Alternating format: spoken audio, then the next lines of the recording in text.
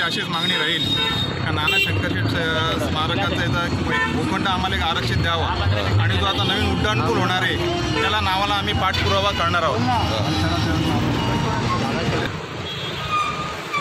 जो आता नवीन उड्डाणपूल होणार आहे त्या उड्डाणपुलांना नाना शंकरशेठ यांचं नाव देण्यात यावं यासाठी आम्ही पाठपुरावा करणार आहोत। तसंच कलवे स्मारक व्हावं तरी एक राखीव भूखंड आम्हाला द्यावा यासाठी पण आम्ही करावं।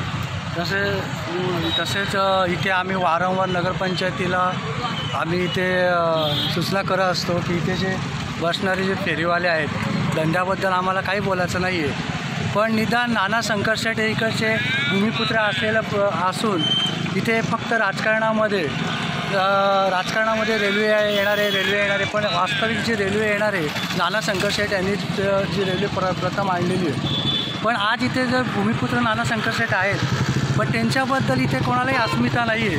वारंवार आम्ही नगरपंचायतीला पण निवेदन करत असतो की इथे जे रेल्वेवाले बसतात ते थोडा पॅसेंजर इथे सोडावा, पण कधीच अजूनपर्यंतही नगरपंचायतीने किंवा कोणी याचं केलं नाही। तसंच इथे माननीय आमदार किसनजी कतोरे, माजी खासदार कपिलजी पाटील साहेब यांच्या हस्ते इथे उद्घाटन झालेलं आहे प्रथम। तर वास्तविक इथे सगळ्या राजकीय लोकांनी आपला हेवेदावे सोडून मुरबाडचे भूमिपुत्र नाना शंकरशेठ यांच्यासाठी काहीतरी आपण भविष्यात करू शकतो किंवा इथे जे उड्डाणपूल होणार आहे त्याच्याकरता मागच्याच माननीय आमदार साहेब हे बोललेले होते की आम्ही उड्डाणपुलात भविष्यात आम्ही त्याला नाव देऊ। तर सगळ्यांनी पुढाकार घेऊन एकत्र येऊन नाना शंकरशेठ हे आपल्या भूमिपुत्र हे कधी विसरावं नाही हेच आम्ही एवढी हे करतो, अपेक्षा करतो। देशामध्ये समाज म्हणून आम्ही एकत्र मिळून अशी मागणी पूर्वी केली होती। नाना शंकरशेठ यांचं गोऱ्याच्या पाड्या इथे पूर्वी रहिवास होते, ते राहत होते त्यावेळेस त्या ठिकाणी।